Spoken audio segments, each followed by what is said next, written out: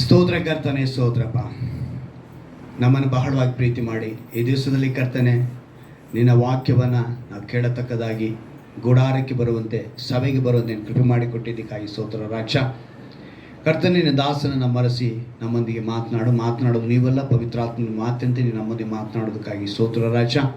ಇನ್ನೂ ಹೆಚ್ಚಾಗಿ ನಾವು ಕರ್ತನೆ ವಾಕ್ಯದಲ್ಲಿ ಬಲಗೊಳ್ಳುವಂತೆ, ವಾಕ್ಯಕ್ಕಾಗಿ ಬದುಕುವಂತೆ ನೀನು ಕೃಪೆ ಮಾಡಿಕೊಡಬೇಕೆಂದು ಯೇಸುವೆಂಬ ನಾಮದಲ್ಲಿ ಪ್ರಾರ್ಥಿಸ್ತೇನೆ. ಆಮೆನ್. Hallelujah, hallelujah, hallelujah. ಒಂದು ಅದ್ಭುತವಾದ ಒಂದು ವಾಗ್ದಾನದೊಂದಿಗೆ ನಾವು ಈ ತಿಂಗಳನ್ನು ನಾವು ನಡೆಸಿಕೊಳ್ಳುವುದಕ್ಕೆ ದೇವರು ಕೃಪೆ ಮಾಡಿದ್ದಾರೆ. ಇವತ್ತಿನ ಅಂಶ ಏನು ಅಂತ ಹೇಳಿದ್ರೆ, ತಪ್ಪಿ ಹೋದ ಕುರಿಗಳು ಕ್ರೈಸ್ತರ ಅನ್ಯರ. ತಪ್ಪಿ ಹೋದ ಕುರಿಗಳು ಕ್ರೈಸ್ತರ ಅನ್ಯರ ಒಂದು ಅಂಶದೊಂದಿಗೆ ದೇವರು ನಿಮ್ಮದಿಗೆ ಮಾತನಾಡ್ತಾರೆ. ತೆಗೆದುಕೊಳ್ಳೋಣ. ವಾಗ್ದಾನ ಏನು ಕೊಟ್ಟಿದ್ದಾರೆ ಅಂತ ಹೇಳಿದ್ರೆ, ಪ್ರವಾದಿ ಯೆಹೆಜ್ಕೇಲನ ಗ್ರಂಥ 34ನೇ ಅಧ್ಯಾಯ, ಅದರಲ್ಲಿ 16ನೇ ವಾಕ್ಯವನ್ನು ನಾವು ಗಮನಿಸುವಾಗ ಅದರಲ್ಲಿ ಆರಂಭದಲ್ಲಿರುವುದನ್ನು ದೇವರು ಈ ದಿವಸದಲ್ಲಿ ನಮಗೆ ವಾಗ್ದಾನ ಕೊಟ್ಟಿದ್ದಾರೆ. ಪ್ರವಾದಿ ಯೆಹೆಜ್ಕೇಲನ ಗ್ರಂಥ 34ನೇ ಅಧ್ಯಾಯ 16ನೇ ವಾಕ್ಯವನ್ನು, ಅಲ್ಲಿ ತಪ್ಪಿಸಿಕೊಂಡದ್ದನ್ನು ಹುಡುಕುವೆನು. ಮೊದಲನೇದಾಗಿ ಅವ್ರು ಹೇಳುವಂಥ ಮಾತು ತಪ್ಪಿಸಿಕೊಂಡದನ್ನು ಹುಡುಕುವೆನು. ಎರಡನೇದಾಗಿ ಹೇಳ್ತಾರೆ, ಓಡಿಸಿದ್ದನ್ನು ಮಂದೆಗೆ ಸೇರಿಸುವೆನು, ದುರ್ಬಲವಾದದ್ದನ್ನು ಬಲಗೊಳಿಸುವೆನು, ಮುರಿದ ಅಂಗವನ್ನು ಕಟ್ಟುವೆನು. ಈ ಮಾತನ್ನು ಕೊಡ್ತಿದ್ದಾರೆ. ಅಂದರೆ ತಪ್ಪಿಸಿಕೊಂಡಂಥವು ಅದನ್ನು ಹುಡುಕಿ, ಓಡಿಸಿದ್ದನ್ನು ಮಂದಿಗೆ ಸೇರಿಸಿ, ಅಂದರೆ ಓಡಿ ಹೋದಂಥವು ಅವುಗಳನ್ನ ಮಂದಿಗೆ ಸೇರಿಸಿ, ದುರ್ಬಲವಾದದ್ದನ್ನು ಬಲಗೊಳಿಸಿ, ಮುರಿದ ಅಂಗವನ್ನು ಕಟ್ಟುವನು ಅಂಥೇಳಿ ಪ್ರವಾದಿ ಯೆಹೆಜ್ಕೇಲನ ಮೂಲಕ ಈ ಮಾತನ್ನು ಹೇಳ್ತಾರೆ.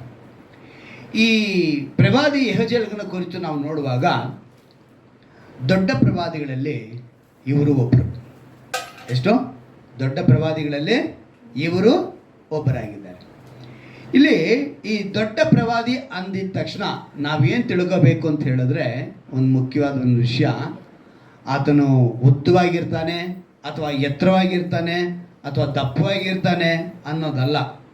ದೊಡ್ಡ ಪ್ರವಾದಿ ಅಂತ ಹೇಳಿದ್ರೆ ಹೆಚ್ಚು ಕಾಲ ಪ್ರವಾದನೆ ಹೇಳಿದವರು, ದೇವರ ಕುರಿತು, ದೇವರ ವಿಷಯದ ಕುರಿತು, ದೇವರ ರಾಜ್ಯದ ಕುರಿತು ಹೇಳಿದಂಥ ವ್ಯಕ್ತಿಗಳಲ್ಲಿ ಈ ಪ್ರವಾದಿ ಹೆಚ್ಚು ಕಾಲ ಪ್ರವಾದನೆ ನುಡಿದಂಥವರು ಈ ಯೆಹೆಜ್ಕೇಲನ ಪ್ರವಾದಿ.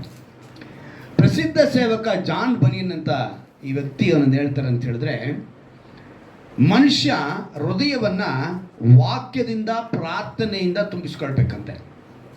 ತುಂಬಿಸ್ಕೊಂಡಿದ್ರೆ ಆ ಹೃದಯದಲ್ಲಿ ಸೈತಾನನಿಗೆ ರೂಮ್ ಸಿಗಲ್ವಂತೆ. ಯಾರಿಗೆ ಸಿಗಲ್ಲ ರೂಮು? ಯಾರು ತುಂಬಲ್ಪಟ್ಟಿದ್ದಾರೆ? ವಾಕ್ಯವೆಂಬ ಯೇಸು ನಮ್ಮ ಹೃದಯದಲ್ಲಿ ತುಂಬಲ್ಪಟ್ಟಿದ್ದರೆ, ಆ ಪ್ರಾರ್ಥನೆಯು ನಮ್ಮಲ್ಲಿ ತುಂಬಲ್ಪಟ್ಟಿದ್ದರೆ ಯಾರಿಗೆ ಸ್ಥಳ ಇರಲ್ಲ? ಸೈತಾನನಿಗೆ ಸ್ಥಳ ಇರಲ್ಲ. ಆಗ ಈಗ ತಪ್ಪಿಸಿಕೊಂಡದ್ದು ಅಂದಿದ ತಕ್ಷಣ ಪ್ರವಾದಿ ಮೂಲಕ ದೇವರು ಹೇಳುತ್ತಿರುವುದು, ಈ ತಿಂಗಳಿನ ವಾಗ್ದಾನ ಮಾಡುತ್ತಿರೋ ಉದ್ದೇಶ ಇಂದು ಆಗಲಿ ಅವತ್ತ ಅಂದಾಗಲಿ, ಇದು ಇಸ್ರಾಯೇಲರಿಗೆ ಹೇಳಿದಂಥ ಮಾತು. ಅವತ್ತು ಇಸ್ರಾಯೇಲರಿಗೆ ಏನಕ್ಕೆ ಆ ಮಾತನ್ನು ಹೇಳಿದ್ರು, ಇವತ್ತು ಇದೇ ಮಾತನ್ನು ನಮಗೆ ಯಾಕೆ ಹೇಳ್ತಿದ್ದಾರೆ ಅನ್ನೋದೇ ನಾವು ತಿಳಿದುಕೊಳ್ಬೇಕು. ಯಾಕಂದರೆ ತನ್ನ ಕುರಿಗಳಿಗೆ ಇಲ್ಲಿ ಹೇಳಲ್ಪಡ್ತಾ ಇದೆಯಲ್ಲ, ಏನಂತ ಹೇಳ್ತಿದ್ದಾರೆ? ತಪ್ಪಿಸಿಕೊಂಡದನ್ನು ಹುಡುಕುವೆನು ಅನ್ನೋದನ್ನು ಯಾವುದು ತಪ್ಪಿಸ್ಕೊಳ್ತು ಅಂತ ಮೇಲ್ಗಡೆ ವಾಕ್ಯದಲ್ಲಿ. ಈ ವಾಕ್ಯನ ಜ್ಞಾನ ಮಾಡಬೇಕಾದ್ರೆ ನನಗೊಂದು ಮುಖ್ಯವಾದ ವಿಷಯ ತಿಳಿಯುತ್ತೇನೆ ಅಂತ ಹೇಳಿದ್ರೆ, 2023ನೇ ವರ್ಷದಲ್ಲಿ 15ನೇ ವಾಕ್ಯನ ವಾಗ್ದಾನವಾಗಿ ಕೊಟ್ಟಿದ್ದಾರೆ ನಮಗೆ. ಸೇಮ್ ತಿಂಗಳು, ಆಗಸ್ಟ್ ತಿಂಗಳಲ್ಲೇ 2023ರಲ್ಲಿ ಈ 15ನೇ ವಾಕ್ಯವನ್ನು, ನಾನೇ ನನ್ನ ಕುರಿಗಳನ್ನು ಮೇಯಿಸಿ ಹಾಯಾಗಿ ಮಲಗುವಂತೆ ಮಾಡುವೆನು, ಇದು ಕರ್ತನಾದ ಯೆಹೋವನ ನುಡಿ. ನೋಡಿ, ಇಲ್ಲಿ ದೇವರ ಮಾತು ಹೆಂಗೆ ಹೇಳಲ್ಪಟ್ಟಿದೆ? ಇದು ಕರ್ತನಾದ ಯೆಹೋವನ ನುಡಿ. ಅಲ್ಲಿ ಮಿಕ್ಕಿದೆಲ್ಲ ಬೇರೆಯವ್ರು ಹೇಳಿರೋದ? ಎಲ್ಲವೂ ಯೆಹೋವನೇ ಹೇಳಿರೋದು. ಇಡೀ ಸತ್ಯವೇದವು ದೇವರು ಹೇಳಿರುವಂಥ ಮಾತುಗಳೇ. ಎಲ್ಲವೂ ಕೂಡ ಕೆಲವನ್ನ ಡೈರೆಕ್ಟಾಗಿ ಹೇಳ್ತಾರೆ. ದೇವ್ರು ಏನಂತ ಹೇಳ್ತಾರೆ? ನಾನು ಹೇಳಿದ್ದು ಅಂತ ಬರೀ ನಾವೇನಾರು ನಿಮಗೆಲ್ಲ ಪತ್ರ ಬರ್ದಿರೋ ಅನುಭವ ಯಾರಿಗಾನ ಇದೆಯಾ? ಲೆಟ್ರ್ಗಳು ಬರ್ದಿರೋದು? ನಮ್ಮ ಮನೆಯವ್ರು ಮಾತ್ರ ಕೈ ಎತ್ತಿದ್ದಾರೆ. ಮಂಜು ಇಲ್ಲ, ಯಾರಿಗೂ ಲೆಟ್ರು, ಇನ್ಲ್ಯಾಂಡ್ ಲೆಟ್ರಲ್ಲಾಗಲಿ ಪೋಸ್ಟ್ ಕಾರ್ಡಲ್ಲಾಗಲಿ ಸುಜಿಯಾ ವಸಂತ ಬೆಲ್ ಕೈ ಎತ್ತಬೇಕು. ಹಾಂ, ನಮ್ಮಮ್ಮನೂ ಬರೆದಿದ್ದಾರೆ, ನಾನು ಬರೆದಿದ್ದೀನಿ. ನಾನು ಕೆಲವು ಸೇವಕರುಗಳಿಗೆ ಬರೆದಿದ್ದೀನಿ, ಮೋಹನ್ ಸಿಲಾಜರ್ಸ್ ಬರೆದಿದ್ದೀನಿ, ಅನಿಲ್ ಗೌಡ ಅವ್ರಿಗೆ ಬರೆದಿದ್ದೀನಿ, ಕೆಲವು ತುಂಬ ಸೇವಕರು ಕೂಡ ನಾನು ಪತ್ರಗಳನ್ನ ಅದರಲ್ಲಿ ಬರೆಯುವಾಗ ಒಂದು ಮುಖ್ಯವಾದ ಅಂಶವನ್ನು ಏನು ಮಾಡ್ತೀವಿ, ಒತ್ತಿ ಬರೀತೀವಿ, ಒತ್ತಿ ಹೇಳ್ತೀವಿ. ಅರ್ಥ ಏನು, ಅದೊಂದು ಪ್ರಾಮುಖ್ಯತೆಯ ವಿಷಯ. ಶಾಲೆಗಳಿಗೆ ಬಂದ ಮೇಲೆ ನಾವು ನೋಟ್ಸ್ ಬರಿಬೇಕಾದ್ರೆ ಕೆಲವು ವಿಷಯಗಳನ್ನ ರೆಡ್ ಲೈನಲ್ಲಿ ಅಂಡರ್ಲೈನ್ ಮಾಡೋದು ಅಥವಾ ಬ್ಲ್ಯಾಕ್ ಇಂಕಲ್ಲಿ ಬರೆದಿಕ್ಕೋದು ಏನೋ ಒಂದು ಮಾಡ್ತಾಯಿದ್ವಿ. ಅರ್ಥ ಏನೋ ಅದೊಂದು ಪ್ರಾಮುಖ್ಯತೆ, ಒಂದು ವಿಶೇಷ, ಮುಖ್ಯವಾದದ್ದು ಅಂತ ಅದನ್ನು ತಿಳಿಸೋದು. ಆ ರೀತಿಯೇ ಇಡೀ ಸತ್ಯವೇದದಲ್ಲಿ ಪ್ರವಾದಿಗಳು ಹೇಳಿರುವಂಥ ಅನೇಕ ಸ್ಥಳಗಳಲ್ಲಿ ಇದು ಯೆಹೋವನ ವಾಕ್ಯ, ಇದು ಯೆಹೋವನ ನುಡಿ, ಇದು ಯೆಹೋವನ ಮಾತು, ಯೇಸು ಹೇಳಿದ ಮಾತು. ಈಗ ಇಂಗ್ಲೀಷ್ ಬೈಬಲ್ಗಳಲ್ಲಿ ಬಂದವೆ ಹೊಸ ವರ್ಷನ್ಗಳು, ಯೇಸು ಹೇಳಿದಂಥ ಮಾತುಗಳನ್ನೆಲ್ಲ ರೆಡ್ ಕಲರಲ್ಲೇ ಪ್ರಿಂಟ್ ಮಾಡಿಬಿಟ್ಟಿದ್ದಾರೆ. ಏನು ಮಾಡಿದ್ದಾರೆ ಅವರು? ರೆಡ್ ಕಲರಲ್ಲೇ ಪ್ರಿಂಟ್ ಮಾಡಿದ್ದಾರೆ. ಕಾರಣ ಏನು, ಅದು ಯೇಸು ಹೇಳಿದಂತ ಎಲ್ರಿಗೂ ಗೊತ್ತಾಗಬೇಕು. ಅಲ್ಲಿಗೆ ಮಿಕ್ಕಿದೆಲ್ಲ ಯೇಸು ಹೇಳಿದಲ್ವಾ ಅಂತ ಯೋಚನೆ ಮಾಡಬಾರ್ದು. ಎಲ್ಲವೂ ಯೇಸು ಹೇಳಿರೋದೆ, ಎಲ್ಲವೂ ದೇವರು ಹೇಳಿರೋದೆ. ಆದರೆ ಕೆಲವೊಂದು ವಿಷಯಗಳನ್ನ ಅವರು ಒತ್ತಿ ಹೇಳ್ತಾರೆ. ಇದನ್ನು ನಾವು ಪ್ರಾಮುಖ್ಯತೆ ಪಡಿಸ್ಬೇಕು, ಮುಖ್ಯತೆ ಹಾಗಾದ್ರೆ ಮಿಕ್ಕಿದ ವಿಷಯ ಪ್ರಾಮುಖ್ಯತೆ ಇಲ್ವಾ? ಯಾಕಂದ್ರೆ ನಮ್ಮವರೆಲ್ಲ ಒಂಥರ ಉಲ್ಟಾ ಪಲ್ಟ, ಪ್ರತಿಯೊಂದು ಪ್ರಶ್ನೆಗೂ ಒಂದು ಉಲ್ಟಾ ಕ್ವಶನ್ ಕೇಳೋರೇ ಇರ್ತಾರೆ. ಎಲ್ಲವೂ ಮುಖ್ಯವೇ, ಆದರೆ ದೇವರು ಅದರಲ್ಲಿ ತನ್ನ ಒಂದು ವಿಶೇಷವಾದ ಕರುಣೆಯನ್ನು ತೋರಿಸೋದಕ್ಕೆ ಅವ್ರು ಹೇಳ್ತಿದ್ದಾರೆ ಅಂತ ನಾವು ಅರ್ಥ ಮಾಡ್ಕೋಬೇಕು. ಅದೇ ರೀತಿಯೇ ಅವ್ರು ಹೇಳ್ತಾರೆ, ನಾನೇ ನನ್ನ ಕುರಿಗಳನ್ನ ಮೇಯಿಸಿ ಆಯಾಗಿ ಮಲಗುವಂತೆ ಮಾಡುವೆನು, ಇದು ಕರ್ತನಾದ ಯೆಹೋವನ ನುಡಿ. ತಪ್ಪಿಸಿಕೊಂಡದ್ದು, ಇಸ್ರಾಯೇಲರು ತಪ್ಪಿಸಿಕೊಂಡವರಂತೆ ಆದರು. ಹೇಗೆ? ಕಳೆದ ವಾರದಲ್ಲಿ ನೋಡಿದ್ವಲ್ಲ, ಸ್ವಭಾವಗಳು. ಯಾರ್ದು? ಬಾಳನ ಪ್ರವಾದಿಗಳ ಸ್ವಭಾವಗಳು. ಬಾಳನ ಪ್ರವಾದಿಗಳು ಎಲ್ಲಿಂದ ಬಂದರು? ಯಹೂದ್ಯರಿಂದನೇ ಬಂದಿದ್ದು, ಇಸ್ರಾಯೇಲ್ರಿಂದನೇ ಬಂದಿದ್ದು. ದೇವರನ್ನು ಅರಿತವರವರು. ಅರಿತವರು ಏನು ಮಾಡಿದ್ರು? ಅವರು ಬಾಳನ ಪ್ರವಾದಿಗಳಾಗಿ ಬದಲಾದರು. ಅನ್ಯರಾಗಿ ಅವರ ಸಂತತಿಗಳಿಂದ ಬೇರೆ ಆಗಿ ಅಲ್ಲಿಂದ ಬಂದವರು ಅಶೇರ ದೇವತೆ, ಇನ್ನು ಅಷ್ಟೇರೋ ದೇವತೆ, ಇನ್ನು ಹೆಚ್ಚಿನ ದೇವತೆಗಳಿದ್ದಾರೆ ಬಿಡಿ, ಸತ್ಯವೇದದಲ್ಲಿ ಬರೆಯಲ್ಪಟ್ಟಿದೆ. ಅವೆಲ್ಲವುಗಳಿಂದ ಬಂದವರು ಕೆಲವರು ಅನ್ಯರಿದ್ರು. ಆದರೆ ಯೆಹೋವನನ್ನು ಅರಿತವರೇ ತಪ್ಪಿ ಹೋಗಿದ್ರು. ಇವತ್ತು ಯೇಸುವನ್ನು ಅರಿತವರೇ ತುಂಬ ಜನ ತಪ್ಪಿ ಹೋಗಿದ್ದಾರೆ. ಅದಕ್ಕೆ ಅಂಶ ಕ್ರೈಸ್ತರ, ಅನ್ಯರ. ಇವತ್ತು ಮುಖ್ಯವಾಗಿ ಕ್ರೈಸ್ತರೇ ತಪ್ಪಿ ಹೋಗಿದ್ದಾರೆ. ಇಲ್ಲಿ ಇಸ್ರಾಯೇಲರ ಕುರಿತು ನನ್ನ ಕುರಿಗಳು ಅಂತ ಅವ್ರು ಹೇಳೋದಕ್ಕೆ ಯಾರಿಗೆ ಅಂತ ಹೇಳಿದ್ರು ಅಂತ ಹೇಳಿದ್ರೆ ಇಸ್ರಾಯೇಲರಿಗೆ ಹೇಳಿದ್ದು. ಅಂದು ಆ ಇಸ್ರಾಯೇಲ್ ಹೇಳಿದಂತೆ ಇವತ್ತು ಆತ್ಮಿಕ ಇಸ್ರಾಯೇಲರಾದ ನಾವು ಶರೀರ ಪ್ರಕಾರವಾಗಿ ನಾವು ಯಾರು ಇಸ್ರಾಯೇಲರು ಅಲ್ಲ. ಶರೀರ ಪ್ರಕಾರವಾಗಿ ಇಸ್ರಾಯೇಲ್ ಯಾರು ಅಂತ ಹೇಳಿದ್ರೆ ಇಸ್ರಾಯೇಲ್ ದೇಶದಲ್ಲಿರೋರೆ, ಯಹೂದ್ಯರೇ. ಹಲ್ಲೆಲೂಯಾ. ನಾವೆಲ್ಲ ವಾಕ್ಯದಿಂದ ಬದಲಾಗಿ ಅನ್ಯರಾಗಿದ್ದಂಥ ನಮಗೆ ಇಸ್ರಾಯೇಲರಿಗೆ ಹೋಗಬೇಕಾಗಿದ್ದಂಥ ಆಶೀರ್ವಾದವನ್ನು ನಮಗೆ ಕೊಡುತ್ತೇನೆ ಅಂತ ದೇವರು ಹೇಳಿದ ಮಾತಿನ ಪ್ರಕಾರ ನಮಗೆಲ್ಲ ಆ ಭಾಗ್ಯ ಸಿಕ್ಕಿದೆ. ಹಲ್ಲೆಲೂಯಾ. ಯಾರ್ಯಾರು ಆತನನ್ನು ಅಂಗೀಕರಿಸ್ತಾರೋ ಅವರೆಲ್ಲರಿಗೂ ಏನು ಭಾಗ್ಯ ಕೊಡ್ತೀನಿ ಅಂತ ಹೇಳಿದ್ರು? ಪುತ್ರ ಭಾಗ್ಯವನ್ನು ಕೊಡ್ತೀನಿ. ಯೋಹಾನನ ಮೂಲಕ ಅದನ್ನು ತಿಳಿಸಿದ್ರು. ನೀವು ಯೋಹಾನ ಬರೆಸುವಾರ್ತೆ 1ನೇ ಅಧ್ಯಾಯ 14ನೇ ವಾಕ್ಯದಲ್ಲಿ ನಾವು ನೋಡ್ತೀವಿ. 12, 13, 14ನೇ ವಾಕ್ಯಗಳನ್ನು ನೀವು ಗಮನಿಸ್ಕೊಂಬಂದ್ರೆ ಎಲ್ಲವೂ ಸ್ಪಷ್ಟವಾಗಿ ಬರೆಯುತ್ತೆ. ಅಲ್ಲಿಗೆ ಅವರು ನಮ್ಮನ್ನು ಆತ್ಮೀಕತೆಯಲ್ಲಿ ಇವತ್ತು ತಪ್ಪಿ ಹೋಗುವಂಥ ಕ್ರೈಸ್ತರಾಗಿ ನಾವಿದ್ದೀವಿ. ಅವತ್ತು ಆ ಇಸ್ರಾಯೇಲರು ಯಾವ ರೀತಿ ತಪ್ಪಿ ಹೋಗಿದ್ರೋ ಇವತ್ತು ನಾವು ಸಹ ತಪ್ಪಿ ಹೋಗಿರುವಂಥ ಕ್ರೈಸ್ತರಾಗಿದ್ದೀವಿ. ದೇವರು ತನ್ನ ಉದ್ದೇಶವನ್ನು ಅಂದಾಗಲಿ ಇಂದಾಗಲಿ ಈ ಕುರಿಗಳು ತಪ್ಪಿ ಹೋಗೋದಕ್ಕೆ ಕಾರಣ ಏನು ಅಂಥೇಳಿ ಒಂದು ವಿಶೇಷವಾದ ಮಾತನ್ನು ಈ ಯೆಹೆಜೆಕೇಲನ ಗ್ರಂಥದಲ್ಲೇ ಬರೆದಿದ್ದಾರೆ.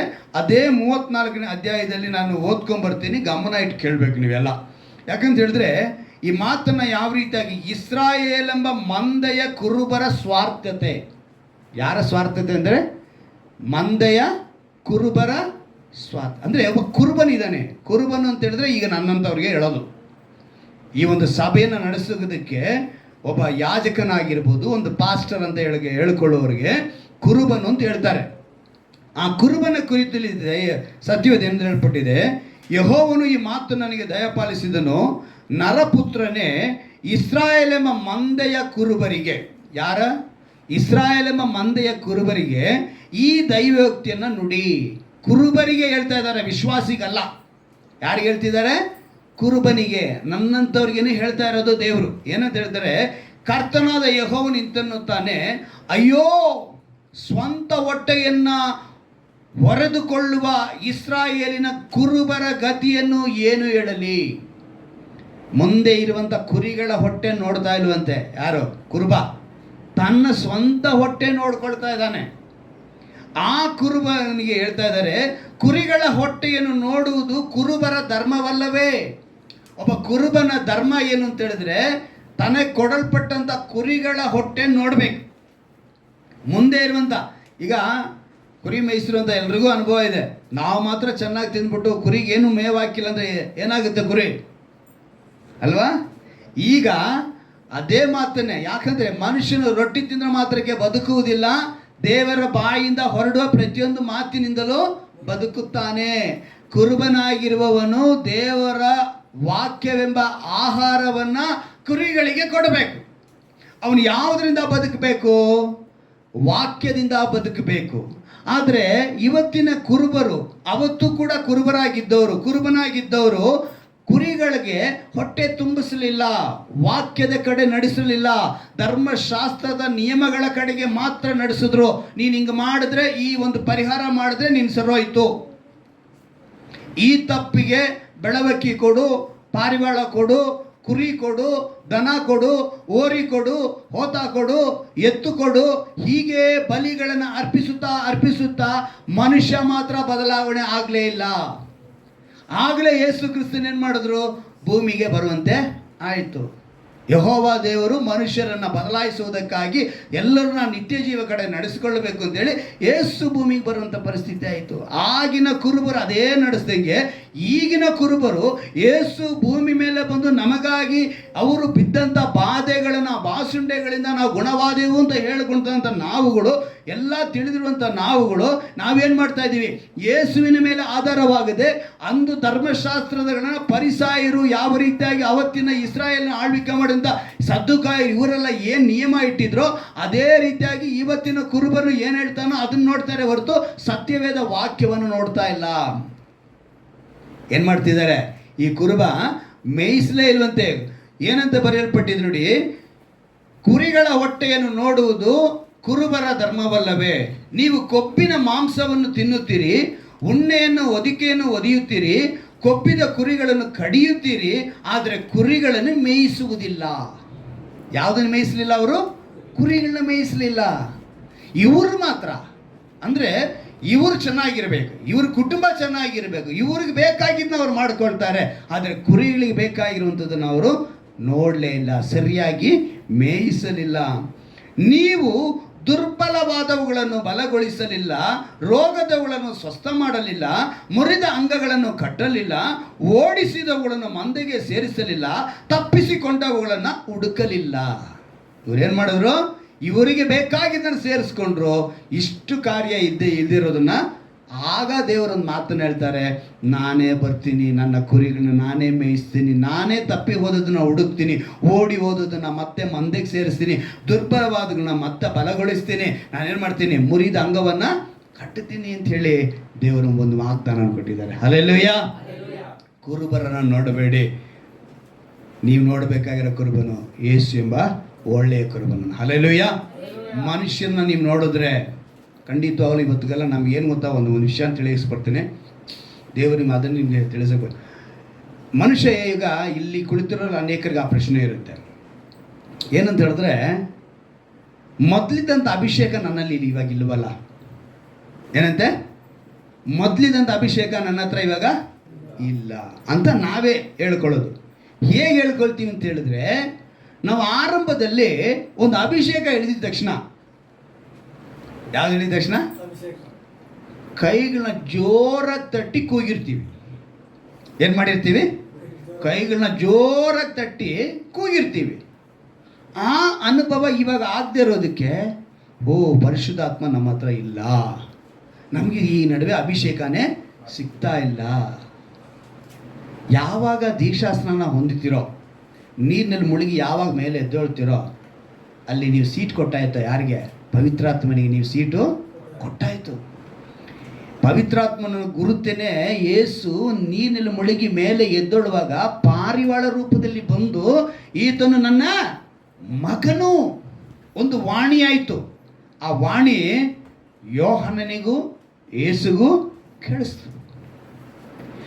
ಅದೇ ರೀತಿಯಾಗಿ ಯಾರ್ಯಾರು ದೀಕ್ಷಾಸ್ನಾನ ತೆಗಿತೀವೋ ಮುಳುಗಿ ನಮ್ಗೇನು ಸಿಗುತ್ತದೋ ಆ ಪವಿತ್ರಾತ್ಮನು ನಮ್ಮೊಳಗೆ ವಾಸ ಮಾಡ್ತಾರೆ. ಆದರೆ ನಾವು ಕೈ ತಟ್ಟಿ ಜೋರಾಗಿ ಕೂಗಿದ್ರೇ ನಮ್ಮ ಹತ್ರ ಬರ್ತಾರೆ ಅಂತ ನೆನೆಸಬಾರದು. ಆದರೆ ಇವತ್ತು ಆ ರೀತಿ ನೆನೆಸುವಂತೆ ಕುರುಬರು ಉಪದೇಶ ಮಾಡ್ತಾರೆ. ಆ ರೀತಿಯಾಗಿ ಆತ್ಮೀಕತೆಯಲ್ಲಿ ತಪ್ಪಿ ಹೋಗಿರುವಂಥ ಕುರಿಗಳೇ ಇವತ್ತು ಹೆಚ್ಚಾಗಿರೋದು. ಯಾವ ರೀತಿ ಇದ್ದಾರೆ? ಆತ್ಮೀಕತೆಯಲ್ಲಿ ಇವರೆಲ್ಲ ಏನಾಗಿದ್ದಾರೆ? ತಪ್ಪಿ ಹೋಗಿದ್ದಾರೆ.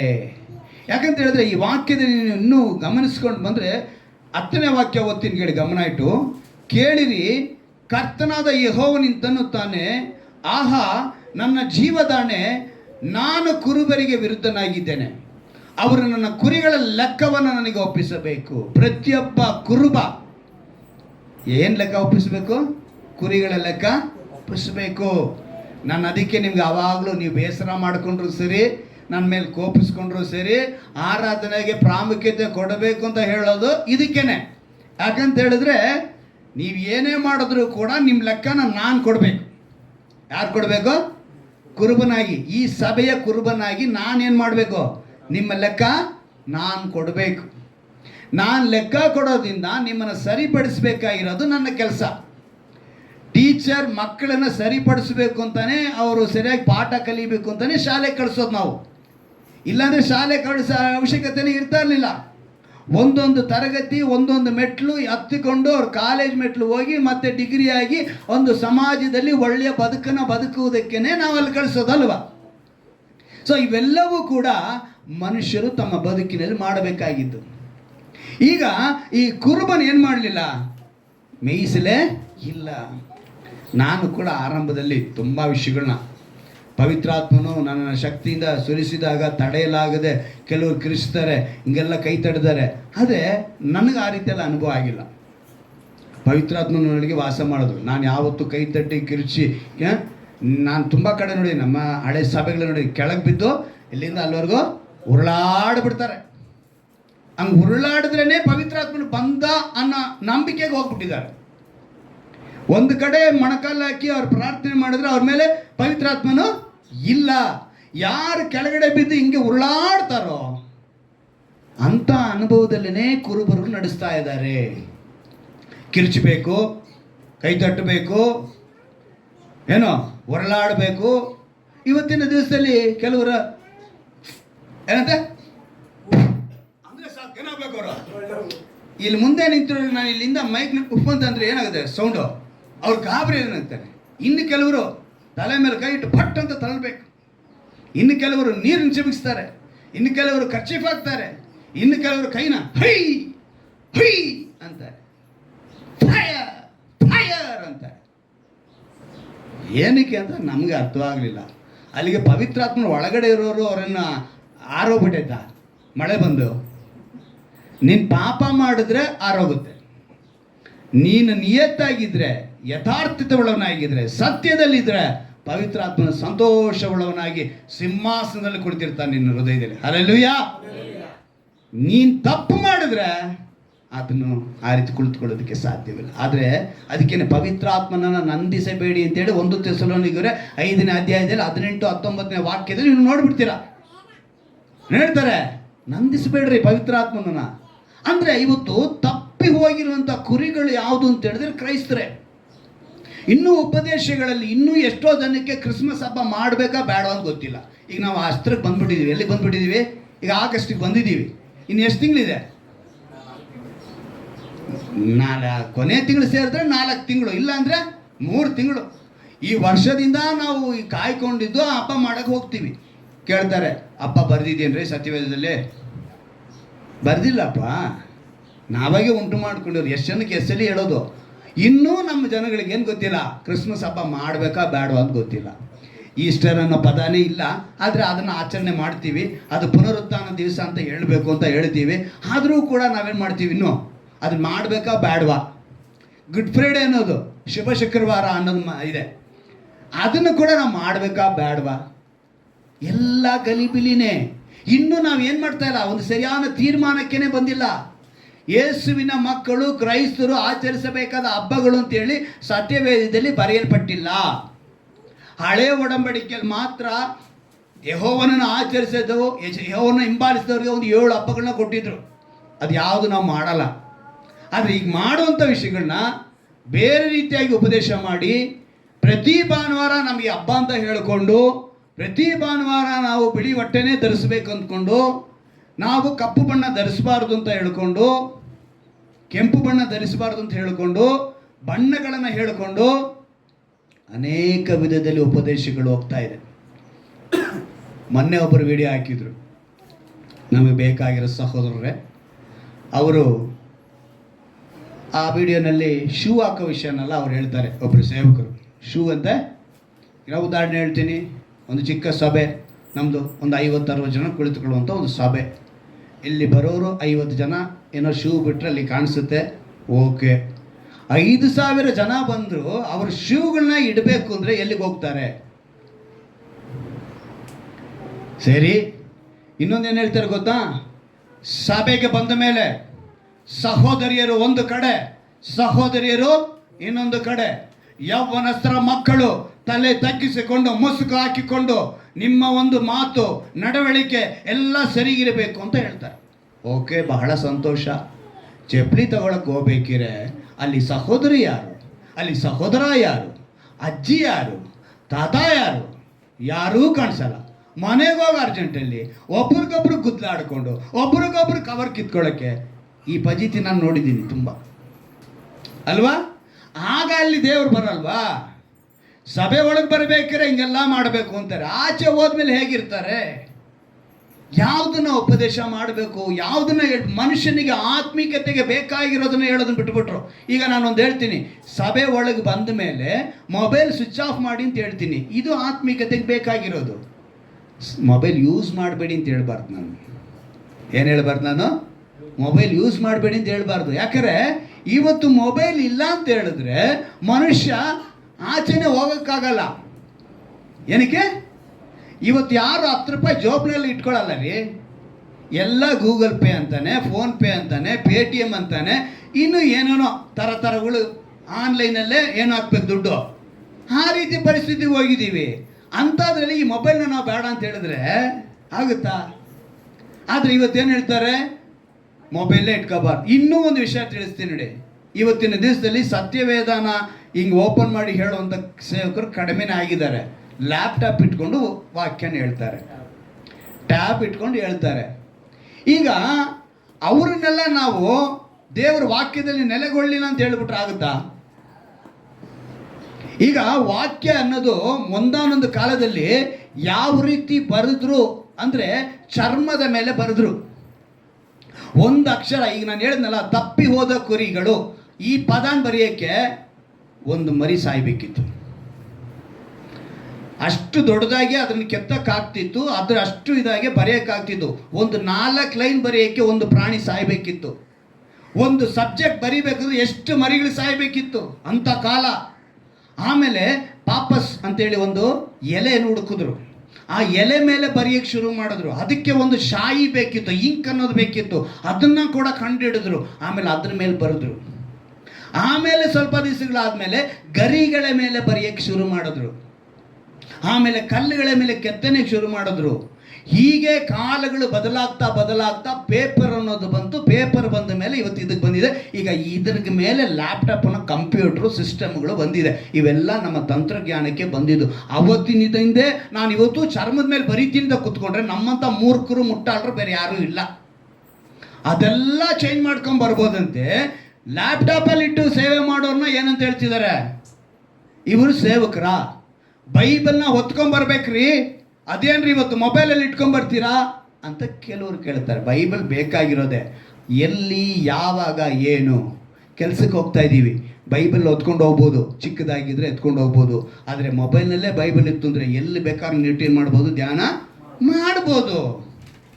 ಕಂಡ ಕಡೆ ನೀನು ಎಲ್ಲ ಕಡೆನೂ ನೀನು ಮೊಬೈಲ್ನಲ್ಲಿ ದೇವರ ವಾಕ್ಯನ ಓದ್ಬೋದು. ಆದರೆ ತಪ್ಪಿ ಹೋಗುವಂತೆ ಇವತ್ತು ಉಪದೇಶಗಳು ಬರ್ತಾ ಇದ್ದಾವೆ. 1 ಕೊರಿಂಥದವರಿಗೆ 14ನೇ ಅಧ್ಯಾಯದಲ್ಲಿ ಒಂದು ಮಾತು ಬರೆಯಲ್ಪಟ್ಟಿದೆ ನೋಡಿ. 1 ಕೊರಿಂಥದವರಿಗೆ 14ನೇ ಅಧ್ಯಾಯ, ಅದರಲ್ಲಿ ಒಂದು ಮಾತು ಬರೆಯಲ್ಪಟ್ಟಿದೆ, ಒಂದು ಅದ್ಭುತವಾದ ಮಾತು. 1 ಕೊರಿಂಥದವರಿಗೆ 14ನೇ ಅಧ್ಯಾಯ 27ನೇ ವಾಕ್ಯ. ವಾಣಿಯನ್ನಾಡುವುದಾದರೆ ಇಬ್ಬರು ಅಥವಾ ಅವಶ್ಯಕವಿದ್ದರೆ ಮೂವರಿಗಿಂತ ಹೆಚ್ಚಿಲ್ಲದೆ ಒಬ್ಬೊಬ್ಬರಾಗಿ ಮಾತನಾಡಬೇಕು. ಇದು ಅನ್ಯ ಭಾಷೆ ಕುರಿತು. ಇವತ್ತು ಈ ಅನ್ಯ ಭಾಷೆ ಮಾತಾಡಿಲ್ಲ ಅಂತ ಹೇಳಿದ್ರೆ ಅವ್ರ ಹತ್ರ ಪವಿತ್ರಾತ್ಮನಿಲ್ಲ ಅಂತೇಳಿ ಉಪದೇಶ ಬಂದ್ಬಿಟ್ಟಿದೆ. ಏನಂತೆ? ಅನ್ಯ ಭಾಷೆ ಮಾತಾಡಿಲ್ಲ ಅಂತ ಹೇಳಿದ್ರೆ. ಅದಕ್ಕೆ ನಾನು ಮೊದಲೇ ಹೇಳಿದ್ದು, ಈ ನಡುವೆ ನಮ್ಗೆ ಏನಾಗ್ಬಿಟ್ಟಿದೆ, ಎಲ್ರಿಗೂ ಮನಸ್ಸಿನಲ್ಲಿ ನನ್ನ ಕೈ ತಟ್ತಾ ಇಲ್ಲ, ಕಿರ್ಚ್ತಾ ಇಲ್ಲ, ಪವಿತ್ರಾತ್ಮ ನನ್ನಲ್ಲಿ ಇಲ್ಲ. ಕಾರಣ ಏನು? ನನ್ನಲ್ಲಿ ಈ ಅನುಭವ ಬರ್ತಾ ಇಲ್ವಲ್ಲ ಅಂತೇಳಿ ಕೊರಗುವಂಥ ಜನಗಳು ತುಂಬ ಆಗಿದ್ದಾರೆ. ಆದರೆ ಇಲ್ಲಿ ಹೇಳ್ತಾ ಇದ್ದಾರೆ ದೇವರು ಸ್ಪಷ್ಟವಾಗಿ, ವಾಣಿಯನ್ನಾಡುವುದಾದರೆ ಇಬ್ಬರು ಅಥವಾ ಅವಶ್ಯಕವಿದ್ದರೆ ಮೂವರಿಗಿಂತ ಹೆಚ್ಚಿಲ್ಲದೆ ಒಬ್ಬೊಬ್ಬರಾಗಿ ಮಾತನಾಡಬೇಕು. ಎಷ್ಟೋ ಜನ ಅಷ್ಟೇ ಇರಬೇಕು, ಒಬ್ಬೊಬ್ಬರಾಗಿ ಮಾತನಾಡಬೇಕು. ಮಾತನಾಡಿದ್ಮೇಲೆ ಏನು ಮಾಡಬೇಕು ಅಂತ ಹೇಳ್ತಿದ್ದಾರೆ ನೋಡಿ. ಮೂವರಿಗಿಂತ ಹೆಚ್ಚಿಲ್ಲದೆ ಒಬ್ಬೊಬ್ಬರಾಗಿ ಮಾತನಾಡಬೇಕು ಮತ್ತು ಒಬ್ಬನೇ ಅರ್ಥವನ್ನು ಹೇಳಬೇಕು. ಏನು ಮಾಡಬೇಕು? ಅವನು ಒಬ್ಬನು ಇಲ್ಲ ಅಂದರೆ ಮಾತನಾಡಬಾರ್ದು, ಅನ್ಯ ಭಾಷೆನ ಅಲ್ಲಿ ಮಾತನಾಡಬಾರ್ದು. ಹೇಳ್ತಾರೆ, ಅರ್ಥವನ್ನು ಹೇಳುವವನು ಇಲ್ಲದಿದ್ದರೆ ವಾಣಿಯನ್ನಾಡುವವನು ಸಭೆಯಲ್ಲಿ ಸುಮ್ಮಗಿರಲಿ. ಎಲ್ಲಿ ಹೇಳ್ತಾ ಇದ್ದಾರೆ? ಸಭೆಯಲ್ಲೇ ಹೇಳ್ತಾ ಇದ್ದಾರೆ. ಇವತ್ತು ಈ ಅನ್ಯ ಭಾಷೆಗೆ ಒಂದು ಅರ್ಥವೇ ಇಲ್ದಿರಂಗೆ ಕೆಲವರು ಪದಗಳನ್ನ ಬರೆದು ಇದನ್ನು ಉಲ್ಟಾ ಓದ್ರಿ ನಿಮ್ಗೆ ಅನ್ಯ ಭಾಷೆ ಬರುತ್ತೆ ಅಂತೇಳಿ ಟ್ರೈನಿಂಗ್ ಸೆಂಟರ್ ಥರ ಏನು ಮಾಡ್ತಿದ್ದಾರೆ, ಗುಂಪು ಕ್ಲಾಸು, ಅನ್ಯ ಭಾಷೆ ಟ್ರೈನಿಂಗ್ ಕೊಡ್ತಾರೆ ಅಂತ ಅವರು. ಅಲ್ಲಿ ಹೋದರೆ ಅನ್ಯ ಭಾಷೆ ಟ್ರೈನಿಂಗಿಗೆ ಅಲ್ಲಿ ಹೋಗ್ಬೇಕು ಅಂತ ಹೇಳಿದ್ರೆ ಅಲ್ಲಿಗೆ ಅನ್ಯ ಭಾಷೆ ಅನ್ನೋದು ಏನದು? ಅದೊಂಥರ ಇದಾ, ಚಾಕ್ಲೇಟಾ? ಅನ್ಯ ಭಾಷೆ ಅನ್ನೋದು ದೇವರೊಂದಿಗೆ ಮಾತನಾಡೋದು. ಅವತ್ತು ಅವರು ಮಾತನಾಡಿದಂಥ ಭಾಷೆಗಳು ಎಲ್ರಿಗೂ ಅರ್ಥವಾಯಿತು. ಅದಕ್ಕೆ ದೇವರು ಕೊರಿಂಥ ಪಟ್ಟಣಕ್ಕೆ ಬರೆಯುವಾಗ ಪೌಲನ ಮೂಲಕ ಏನಂತ ಹೇಳ್ತಿದ್ದಾರೆ, ಅನ್ಯ ಭಾಷೆ ಮಾತನಾಡಿದ್ರೆ ಇಬ್ಬರು ಇಲ್ಲ ಮೂವರು ಇರಬೇಕು, ಆ ಮೂವರಲ್ಲಿ ಒಬ್ಬನು ಅರ್ಥ ಹೇಳಬೇಕು. ಅರ್ಥ ಹೇಳಿಲ್ಲ ಅಂದರೆ ಅವನೇನು ಮಾಡಬಾರ್ದು, ಮಾತನಾಡಬಾರ್ದು. ನಂತರ ಹೇಳಲ್ಪಡ್ತಾ ಇದ್ದಾನೆ ನೋಡಿ, ಸಭೆಯಲ್ಲಿ ಸುಮ್ಮಗಿರಲಿ, ತನ್ನೊಂದಿಗೆಯೂ ದೇವರೊಂದಿಗೆ ಮಾತಾಡಿಕೊಳ್ಳಲಿ. ಇಲ್ಲಾಂದ್ರೆ ಏನು ಮಾಡಬೇಕು? ಅವನು ತನ್ನೊಂದಿಗೆ ಮಾತಾಡಿಕೊಳ್ಳಿ. ತಾನು ಅನ್ಯ ಭಾಷೆಯೊಂದಿಗೆ ತುಂಬಿದವನಾಗಿ ನೀನು ತುಳುಕು. ಏನು ಮಾಡಿ? ನೀನು ತುಂಬಿದವನಾಗಿ ತುಳುಕು. ಇಲ್ಲ, ದೇವರೊಂದಿಗೆ ಮಾತನಾಡು. ಆದರೆ ಅಕ್ಕಪಕ್ಕದವರಿಗೆ ನೀನೇನು ಮಾಡಬೇಡ. ಕೆಲವು ಜನ ಈಗ ಪಕ್ಕದಲ್ಲಿರೋರನ್ನ ಏನೋ ಕಿರಿಸ್ತಾ ಇದ್ದಾರೆ ಅಂತೇಳಿ ಇವರು ಕಿರ್ಚಕ್ಕೆ ಶುರು ಹಚ್ಕೊಂಡಿದ್ದಾರೆ. ಕೆಲವರೆಲ್ಲ ನಾನು ನೋಡಿದ್ದೀನಿ. ಇದನ್ನು ಅನ್ಯರು ಏನು ಮಾಡ್ತಾ ಇದ್ದಾರೆ ಗೊತ್ತಾ? ಯೂಟ್ಯೂಬ್ನಲ್ಲಿ ವಿಡಿಯೋ ತೆಗೆದು ಕಿರ್ಚೋದುಗಳನ್ನೇ ಹಾಕಿ, ಇದು ಎಲ್ರಿ ಬಂತು ಇಂಥ ಸಂಪ್ರದಾಯಗಳು ಅಂತ ಹೇಳಿ ನಮ್ಮ ಕ್ರೈಸ್ತರನ್ನು ಬಹಳ ಕೀಳಾಗಿ, ಅದಕ್ಕೆ ಬೇರೆ ಸಿನಿಮಾ ಡೈಲಾಗ್ಗಳು, ಕಾಮಿಡಿ ಆ್ಯಕ್ಟರ್ಗಳನ್ನ ಸೇರಿಸಿ ಒಂದು ಅಸಭ್ಯವನ್ನು ಮಾಡಿ ತೋರಿಸ್ತಿದ್ದಾರೆ. ಕಾರಣ ಯಾರು? ಕುರುಬನು ಆತ್ಮೀಕತೆಯಲ್ಲಿ ನಡೆಸೋದನ್ನು ಬಿಟ್ಟುಬಿಟ್ಟು, ಆತ್ಮಿಕತೆಯನ್ನು ಬಿಟ್ಟು ಶಾರೀರಿಕವಾಗಿ ಹೊರಗಡೆ ಕಾಣುವಂಥವುಗಳನ್ನೇ ಹೇಳಿ ಬೆಳೆಸ್ತಾ ಇದ್ದಾನೆ. ಇಂಥ ತಪ್ಪಿ ಹೋದವುಗಳನ್ನೇ ದೇವರು ಹೇಳ್ತಿದ್ದಾರೆ, ನಾನು ಹುಡುಕಿ ಎಲ್ಲಿಗೆ ಸೇರಿಸ್ಕೊತೀನಿ? ಮಂದೆಯಲ್ಲಿ. ಓಡಿ ಹೋಗಿದ್ದಂಥವುಗಳನ್ನ ಮತ್ತೆ ಮಂದೆ ನಾನು ಸೇರಿಸ್ಕೊಳ್ತೀನಿ ಅಂಥೇಳಿ ದೇವರು ಮಾತು ಕೊಡ್ತಿದ್ದಾರೆ. ನಂತರ ನೋಡಿ 29ನೇ ವಾಕ್ಯ, ಪ್ರವಾದಿಗಳು ಇಬ್ಬರಾಗಲಿ ಮೂವರಾಗಲಿ ಮಾತಾಡಲಿ, ಮಿಕ್ಕಾದವರು ಕೇಳಿ ವಿಮೋಚನೆ ಮಾಡಲಿ. 33ನೇ ವಾಕ್ಯ, ದೇವರು ಸಮಾಧಾನಕ್ಕೆ ಕಾರಣ ಹೊರತು ಗಲಿಬಿಲಿಗೆ. ದೇವರು ಯಾವುದಕ್ಕೆ ಕಾರಣ? ಗಲಿಬಿಲಿಗೆ. ಸುಮ್ಮನೆ ಕಿರಿಚ್ಕೊಂಡು ಪರಚ್ಕೊಂಡು ಮಾಡೋದಕ್ಕೆ, ಗಲಿಬಿಲಿ ಮಾಡೋದಕ್ಕೆ ದೇವರು ಯಾವತ್ತೂ ಕಾರಣನಲ್ಲ. ಅಲ್ಲಿ ಈಗ ನಾನು ತುಂಬ ಕಡೆ ಗಮನಿಸಿದ್ದೀನಿ, ಅನ್ಯ ಜನಗಳು ಮಾಡುವಂತೆ ಈ ಮ್ಯೂಸಿಕ್ ಅವ್ರು ಹಿಡಿತಾರೆ, ಬ್ರರ್ ಅಂದಿದ ತಕ್ಷಣ ಇಲ್ಲಿ ದೇವರು ಆಡ್ತಾ ಇರ್ತಾರೆ. ಹಂಗೆ ಅವರೊಂದು ತಮಟೆ ಥರ ಹಿಂಗೆ ಹಾಕಿ ಉಜ್ತಾರೆ, ಗ್ರರ್ ಅಂದಿದ ತಕ್ಷಣ ಇಲ್ಲಿ ಇವ್ರಿಗೇನಾಗುತ್ತೆ? ಇಲ್ಲಿ ನಮ್ಮಲ್ಲಿ ಕೂಡ ಇಲ್ಲಿ ಕಿರ್ಚಿದ್ರೆ ಏನೋ ಅದು ಬಂದಂಗೆ, ಕಿರ್ಚಿಲ್ಲ ಅಂದರೆ ಅನ್ಯ ಭಾಷೆ ಇದ್ದಂಗೆ, ದೇವರಿಲ್ಲಂಗೆ, ಪವಿತ್ರಾತ್ಮ ಇಲ್ಲದಂಗೆ ಆ ನೆನಪಿಗೆ ಹೋಗ್ತಾ ಇದ್ದಾರೆ. ಈ ರೀತಿಯಾಗಿ ಆತ್ಮೀಕತೆಯಲ್ಲಿ ತಪ್ಪಿ ಹೋಗಿರುವಂಥ ವಿಶ್ವಾಸಿಗಳು ಯಾರಾಗಿದ್ದಾರೆ? ಇವರು ಆತ್ಮೀಕತೆಯಲ್ಲಿ ತಪ್ಪಿ ಹೋಗಿರುವಂಥ ವಿಶ್ವಾಸಿಗಳು. ನೀವು ವಾಕ್ಯದಲ್ಲಿ ನೆಲೆಗೊಳ್ಳಿ, ಪ್ರಾರ್ಥನೆಯಲ್ಲಿ ನೆಲೆಗೊಳ್ಳಿ, ಪರಿಶುದ್ಧತೆಯಲ್ಲಿ ನೆಲೆಗೊಳ್ಳಿ. ಇದ್ರಲ್ಲಿ ನೆಲೆಗೊಳ್ಳಿಲ್ಲ ಅಂತ ಹೇಳಿದ್ರೆ ದಾರಿ ತಪ್ಪಿದ ಕುರಿಗಳಾಗಿರ್ತೀರ. ನೋಡಿ, ಒಂದು ಮಾತು ಕುರುಬನು ಮತ್ತು ಸೇವಕರಿಗೆ ಹೇಳಬೇಕಾಗಿದ್ದ ಮಾತನ್ನು ಕೂಡ ದೇವರು ಹೇಳ್ತಾರೆ. ಈ ಸೇವಕರು ಎಂಥವ್ರು ಅಂತೇಳಿ ರೋಮಾಪುರದವರಿಗೆ ಒಂದು ಮಾತು ಬರೆಯಲ್ಪಟ್ಟಿದೆ. ಈ ಕುರುಬರುಗಳು ಎಂಥವ್ರು ಆಗ್ಬಿಟ್ಟಿದ್ದಾರೆ ಈ ಕಾಲದಲ್ಲಿ ಅಂತ ಹೇಳಿದ್ರೆ 16ನೇ ಅಧ್ಯಾಯ 17ನೇ ವಾಕ್ಯ ರೋಮಾಪುರದವರಿಗೆ. ನೀವು ಹೊಂದಿದ ಉಪದೇಶಕ್ಕೆ ವಿರುದ್ಧವಾಗಿ ಭೇದಗಳನ್ನು ವಿಘ್ನಗಳನ್ನು ನಿಮ್ಮಲ್ಲಿ ಉಂಟು ಮಾಡುವವರನ್ನು ಗುರುತಿಟ್ಟು ಅವರನ್ನು ಬಿಟ್ಟು ತೊಲಗಿ ಹೋಗಿರಿ ಎಂದು ನಿಮ್ಮನ್ನು ಬೇಡಿಕೊಳ್ಳುತ್ತೇನೆ. ಅಂತವರು ನಮ್ಮ ಕರ್ತನಾದ ಯೇಸು ಕ್ರಿಸ್ತೆಯ ಸೇವೆಯನ್ನು ಮಾಡದೆ ತಮ್ಮ ಹೊಟ್ಟೆಯ ಸೇವೆಯನ್ನೇ ಮಾಡುವವರಾಗಿದ್ದಾರೆ ಅಂತ. ಏನ್ ಸೇವೆ ಮಾಡ್ತಿದ್ದಾರೆ ಇವರು? ಈಗಿನ ಕುರುಬರು ಹಿಂಗಾಗೋಗಿದ್ದಾರೆ. ದೇವರು ಸ್ಪಷ್ಟವಾಗಿ ಹೇಳ್ತಾರೆ, ನೀವು ಹೊಂದಿದ ಉಪದೇಶಕ್ಕೆ ವಿರೋಧವಾಗಿ ಭೇದಗಳನ್ನು ವಿಘ್ನಗಳನ್ನು ನಿಮ್ಮಲ್ಲಿ ಉಂಟು ಮಾಡೋರು ಬಂದರೆ ಗುರುತಿಟ್ಟು ಅವ್ರನ್ನ ತೊಲಗಿ ಹೋಗ್ಬಿಡಿ. ಅವರೆಲ್ಲ ಎಂಥವ್ರು ಅಂತ ಹೇಳಿದ್ರೆ ತಮ್ಮ ಹೊಟ್ಟೆಯ ಸೇವೆಯನ್ನೇ ಮಾಡುವರಾಗಿ ನ್ಯಾಯದ ನುಡಿಗಳಿಂದಳು. ಎಂಥ ಮಾತಂತೆ? ನ್ಯಾಯದ ನುಡಿ. ತುಂಬ ಹೆಂಗಿರುತ್ತೆ ಅಂತ ಹೇಳಿದ್ರೆ ಬಾಳೆ ಹಣ್ಣಿನಲ್ಲಿ ಸೂಜಿ ಇಳಿಸಿದ್ರೆ ಗೊತ್ತಾಗುತ್ತಾ? ಆದರೆ ಅದೇನದು? ಸೂಜಿ ನಿಮ್ಮನ್ನು ತಿವಿತಾ ಇದೆ. ಆ ರೀತಿಯಾಗಿ ನ್ಯಾಯದ ನುಡಿಗಳಿಂದಲೂ ಹೊಗಳಿಕೆಯ ಮಾತುಗಳಿಂದಲೂ ನಿಷ್ಕಪಟಿಗಳ ಹೃದಯಗಳನ್ನು ಮೋಸಗೊಳಿಸುತ್ತಾರೆ. ಮುಂದೆ ಇರುವಂಥ ಕುರಿ ಅದು ನಿಷ್ಕಪಟಿಯಾಗಿ ತನ್ನ ಮುಂದೆ ಹೇಳುವಂಥ ಕುರುಬನ ಮಾತು ಸತ್ಯ ಅಂತ ಹೇಳ್ಕೊಂಡು ಹಳ್ಳಕ್ಕೆ ಬೀಳ್ತಾ ಇದೆ, ತಪ್ಪಿಸಿಕೊಂಡು ಹೋಗ್ತಾ ಇದೆ. ದೇವರು ಕುರುಬರ ಕುರಿತು ಎಚ್ಚರಿಕೆ ಮಾಡಿದ್ರು. ಇನ್ನು ಬಹಳ ವಿಷಯಗಳದ್ರಲ್ಲಿ ನಾವು ನೋಡ್ತೀವಿ. ನೀವು ಇನ್ನು ನೋಡ್ಕೊಂಡು ಹೋದರೆ ಬಹಳ ವಿಷಯಗಳಿದೆ. 1 ಪೇತ್ರದಲ್ಲಿ ಒಂದು ಮಾತು ಬರೆಯಲ್ಪಟ್ಟಿದೆ, ನೆನಪಿಗೆ ತರ್ತೀನಿ ನೋಡಿ. 1 ಪೇತ್ರನಿಗೆ ಬರೆದ ಪತ್ರಿಕೆ 2ನೇ ಅಧ್ಯಾಯ ಅದರಲ್ಲಿ 18ನೇ ವಾಕ್ಯವನ್ನು ನಾವು ಗಮನಿಸುವಾಗ ಒಂದು ಮಾತು ಬರೆಯಲ್ಪಟ್ಟಿದೆ. ಸೇವಕರೇ, ನಿಮ್ಮ ಯಜಮಾನರಿಗೆ ಪೂರ್ಣ ಭಯದಿಂದ ಅಧೀನರಾಗಿರಿ. ಒಳ್ಳೆಯವರು ಸಾತ್ವಿಕರು ಆಗಿರುವವರಿಗೆ ಮಾತ್ರವಲ್ಲದೆ ವಕ್ರ ಬುದ್ಧಿಯುಳ್ಳವರಿಗೂ ವಿಧೇಯರಾಗಿರಿ. ಇದು ಒಬ್ಬ ಉಪದೇಶಕ ಮಾಡಬೇಕಾಗಿರೋದು. ನೀನು ಹೆಂಗಿರ್ಬೇಕು ಅಂತ ಹೇಳಿದ್ರೆ ವಕ್ರ ಬುದ್ಧಿ ಇರೋನಿಗೆ ಕೂಡ ಏನಾಗಿರ್ಬೇಕು? ವಿಧೇಯನಾಗೇ ಇರಬೇಕು. ಆ ರೀತಿಯಾಗಿ ಹೇಳಿ ಒಬ್ಬನ ಅನ್ಯಾಯವಾಗಿ ಬಾಧೆ ಪಡುವನಾಗಿದ್ದು ದೇವರು ನೋಡುತ್ತಾನೆಂದು ಅರಿತು ಆ ಕಷ್ಟವನ್ನು ಸಹಿಸಿಕೊಂಡರೆ ಅದು ಶ್ಲಾಘ್ಯವಲ್ಲವೇ? ಶ್ಲಾಘ್ಯ ಅಂದ್ರೇನು? ಹೊಗಳಿಕೆಗೆ. ನೀನು ಅವ್ನು ಗೊತ್ತು ಕಷ್ಟ ಅಂತ ಹೇಳಿ, ಕಷ್ಟ ಆದರೂ ಕೂಡ ನಾನೇನು ಮಾಡಬೇಕು? ಸಹಿಸ್ಕೊಳ್ಬೇಕು. ದಿನ ಪೂರ್ತಿ ನನಗೆ ಎಷ್ಟೇ ಕಷ್ಟ ಇದ್ದರೂ ಕೂಡ ನನ್ನ ಸಮಯ ನಾನು 6 ಗಂಟೆ ಇಲ್ಲ 5 ಗಂಟೆ ನಿದ್ದೆ ಮಾಡೋದು. ನನ್ನ ನಿದ್ದೆ ಅಷ್ಟೇ 11ರಿಂದ 5 ಲೆಕ್ಕ ಮಾಡ್ಕೊಳ್ಳಿ. ಎಷ್ಟು ಅವರ್ ನಿದ್ದೆ? ಕೆಲವು ಸಮಯ 11:30 ಆಗುತ್ತೆ. ಇಷ್ಟೇ ನಿದ್ದೆ ಮಾಡೋದು. ಇದ್ರ ಮಧ್ಯದಲ್ಲಿ ನಾನು ಒಳಗಡೆ ಎಲ್ಲ ನೋಡಿಕೊಂಡು ನನ್ನ ಆತ್ಮೀಕತೆಯನ್ನು ನಾನು ಬೆಳೆಸ್ಕೊಳ್ಬೇಕು. ಇವತ್ತಿಗೆ ಕೂಡ ನನಗೆ ರೆಸ್ಟ್ ಇಲ್ಲ. ನಾನು ಹೇಳಿದ್ನಲ್ಲ, ಇಷ್ಟು ಕಾರ್ಯ ನಾನು ಮಾಡೋಷ್ಟಿಗೆ ನನಗೆ ರಾತ್ರಿ ಮತ್ತೆ ಅದೇ 10:30. ಆದರೆ ನಮ್ಮ ಕಂಪ್ನಿ ಹೆಸರಿಗೇನು ಇವತ್ತು ಭಾನುವಾರ ನಾನು ಡ್ರೈವರ್ಗೆ ರಜಾ ಕೊಟ್ಟಿದ್ದೀನಿ ಅಂತಲೇ ಬರೋದು ಲೆಕ್ಕ. ಆದರೆ ನನಗೆ ರಜಾ ಸಿಕ್ಕಿಲ್ಲ. ನಾನು ಇಲ್ಲಿ ಮುಗಿಸಿದ ಮೇಲೆ ಏನೇನು ಕೆಲಸ ಮಾಡಬೇಕು ಅಂತ ನಿಮ್ಗೆ ಹೇಳಿದೆ. 3 ಕಡೆ ನಾನು ಹೋಗ್ಬೇಕು. 3 ಕಡೆ ಹೋಗ್ಬಿಟ್ಟು ಬಂದಮೇಲೆ ಅದೇ 10:30 ಮತ್ತು 11 ಗಂಟೆನೇ ನಾನು ಮಲಗಿ ಮತ್ತೆ ಬೆಳಗ್ಗೆ 5 ಗಂಟೆಗೆ ಕೆಲಸಕ್ಕೆ ಹೋಗಬೇಕು. ನಮಗೆ ಕಷ್ಟ ಅಂದರೂ ಕೂಡ ನಾನು ಏನು ಮಾಡಬೇಕು? ಅದನ್ನು ದೇವರಕ್ಕಾಗಿ ಮಾಡಬೇಕು. ಅದನ್ನೇ ಇಲ್ಲಿ ಹೇಳ್ತಿರೋದು ನೋಡಿ. ಸಹಿಸಿಕೊಂಡಿರೋದು ಶ್ಲಾಘ್ಯವಿದೆ. ತಪ್ಪು ಮಾಡಿ ಗುದ್ದು ತಿನ್ನುವುದರಲ್ಲಿ ನೀವು ತಾಳ್ಮೆಯಿಂದಿದ್ದರೆ ಅದರಿಂದೇನು ಕೀರ್ತಿ? ತಪ್ಪು ಮಾಡಿ ಗುದ್ದು ತಿನ್ನೋದ್ರಲ್ಲಿ ಏನಿದೆ? ಅದರಲ್ಲಿ ನಂತರ ಹೇಳ್ತಾರೆ, ಆದರೆ ಒಳ್ಳೆಯದನ್ನು ಮಾಡಿ ಬಾಧೆ ಪಡುವುದರಲ್ಲಿ ನೀವು ತಾಳ್ಮೆಯಿಂದಿದ್ದರೆ ಅದು ದೇವರ ಮುಂದೆ ಶ್ಲಾಘ್ಯವಾಗಿದೆ. ಹಲ್ಲೆಲೂಯ. ಇದಕ್ಕಾಗಿಯೇ ನೀವು ಕರೆಯಲ್ಪಟ್ಟಿರಿ. ನಾವು ಯಾವುದಕ್ಕಾಗಿ ಕರೆಯಲ್ಪಟ್ಟಿದ್ದೀವಿ? ಇದಕ್ಕಾಗಿ ಕ್ರಿಸ್ತನು ಸಹ ನಮಗೋಸ್ಕರ ಬಾಧೆಯನ್ನು ಅನುಭವಿಸಿ ನೀವು ತನ್ನ ಹೆಜ್ಜೆಯ ಜಾಡಿನ ನಡೆಯಬೇಕೆಂದು ಮಾದರಿಯನ್ನು ತೋರಿಸಿ ಹೋದನು. ಈ ಒಂದು ಉಪದೇಶ ನಿಮಗೆ ಬರಬೇಕು. ಕ್ರಿಸ್ತನ ಜಾಡೆಯಲ್ಲಿ ನಡಿಬೇಕು ಅಂತೇಳಿ ಬರಬೇಕು. ಶೂ ಹಾಕ್ಕೊಂಡು ಬರಬೇಡ.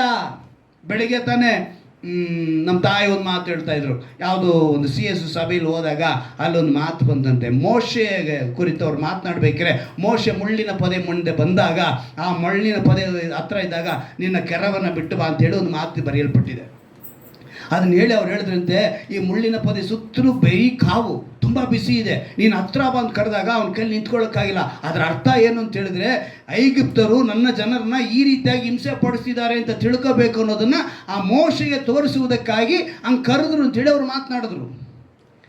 ಖಂಡಿತವಾಗಲೂ ಇದೇ ಮಾತನ್ನು ಇವತ್ತು ಅನೇಕರು ಇಟ್ಕೊಳ್ತಾರೆ. ಇವತ್ತು ನಾವು 50-60 ಜನ ಕುಳಿತಿದ್ದೀವಿ, ನಾನು ಈ ಸ್ಥಳದಲ್ಲಿ ನಿಂತಿದ್ದೀನಿ, ನಾನು ಈ ಸ್ಥಳದಲ್ಲಿ ನಿಂತಿರುವಂಥ ಸ್ಥಳದಲ್ಲಿ ಶೂ ಹಾಕ್ಕೊಂಡು ಬರಬಾರ್ದು.